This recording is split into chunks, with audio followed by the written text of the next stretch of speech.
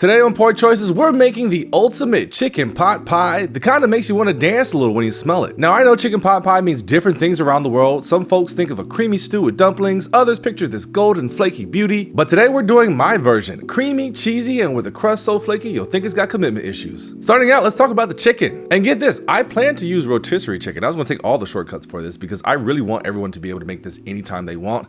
But my local grocery store apparently doesn't believe in serving rotisserie chickens before 7 a.m. That's what I get for trying to be the early bird, no pun intended. So we're pivoting to chicken thighs, and honestly, might be the best happy accident ever. Because if you didn't know, chicken thighs are juicy, flavorful, and honestly the MVP of this dish. So we're gonna hit them with this Cattleman's Grill Ranchero seasoning. And don't worry if you're unable to get your hands on this, you can use any type of savory seasoning that you want. McCormick's has an amazing Montreal chicken seasoning that's really good. You can keep it classic with just some Lawry's seasoned salt, or if you're feeling fancy, you can mix some smoked paprika, cumin, oregano, and chili powder. This chicken is pretty flexible, so don't be shy. Give that chicken a generous amount of seasoning, and then we're gonna add some olive oil in a Dutch oven over medium-high heat and sear these babies until golden brown and cooked through. And you want that sizzle. If it ain't sizzling, you're basically steaming, and this ain't steamed chicken pot pie. And sear it up nicely because we want to leave a good amount of fond at the bottom of our pot. Those brown bits stuck to the bottom right there, that is the foundation of deep, rich flavor, and we're not wasting that goodness. Once your chicken thighs have been cooked through, get them over to a cutting board and just cut them up into dices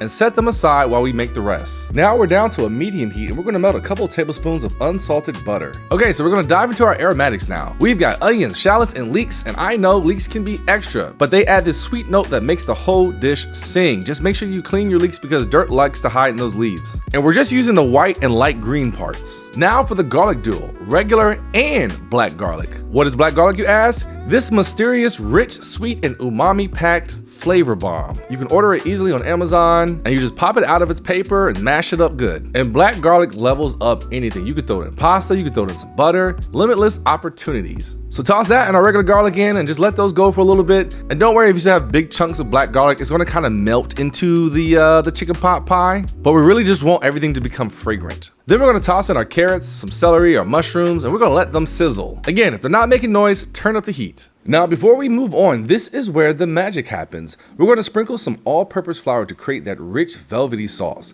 Flour is the thickener that transforms your filling from soup to pie-worthy. So we're going to stir it in and let it cook out that raw flour flavor. And with that flour, I've also added some extra seasoning, some thyme, some tarragon, some smoked paprika, and anything else you feel like would be fancy in this. Because flavor should keep building, and this is our moment. We don't want to miss it. And now for the showstopper, cognac. Pour it in and listen to the sound of greatness. But let's talk real quick about why this step is crucial.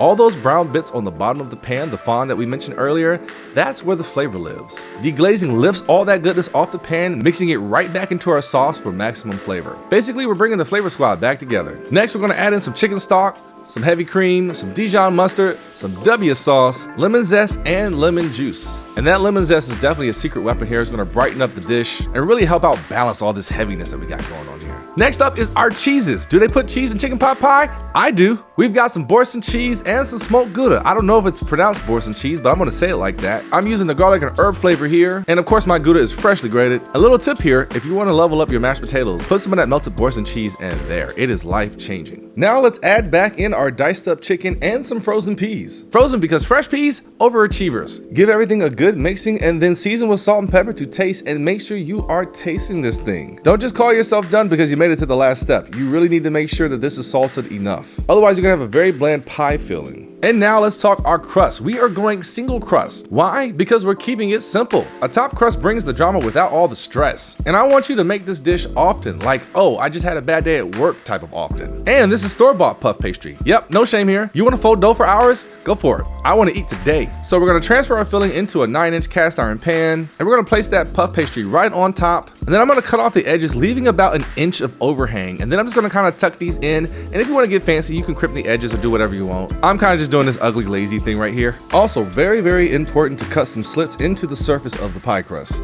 That way, as it cooks, steam can escape and our pie can stay intact. And then it is egg wash time. Double egg wash to be exact. The first layer is just gonna be one beaten egg brushed on top. And then we're gonna chill it for about 10 minutes. And then we'll go with a second layer, which is a beaten egg mixed with butter and herbs. And all these measurements are down in the description. This is gonna add amazing flavor and make our crust really shiny. It's like lip gloss for chicken pot pie. Then after that, that, we just pop this bad boy into a 400-degree oven for 30 to 35 minutes. And then the hardest part, letting it rest because we don't want to burn our tongue. You want to taste victory, not feel pain. And then you just slice into it and serve it up. And there you have it, the ultimate chicken pot pie. Simple yet extremely comforting. Hey everybody, this is Poor Choices Kitchen. We have a Patreon link down in the description. $1 a month is all we ask for to pay for recipes in these here inflated times. And we just passed the 15,000 subscriber mark. Imagine if 15,000 people donated $1 a month. That would be amazing. One day we'll get there. But for now, I appreciate everything you all do, watching the episodes when they come out, sharing with your friends, overall just being cool ass people.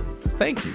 Oh, and we also have YouTube memberships. That's $2.99 because YouTube likes to take its cut. And that also pays for recipes in these here inflated times. But really, the YouTube memberships helps me get over the monthly threshold to get paid a lot faster because all this money just goes right back into the show. And let me know in the comments how you like your chicken pot pie. Is this even the same chicken pot pie where you live? Or throw out some pro hacks how you level yours up. I really would like to know because I plan to make this a lot, at least as long as it's cold out here. And yes, it does get cold in Los Angeles. So until next time, stay saucy and keep cooking delicious. Poor Choices Kitchen out.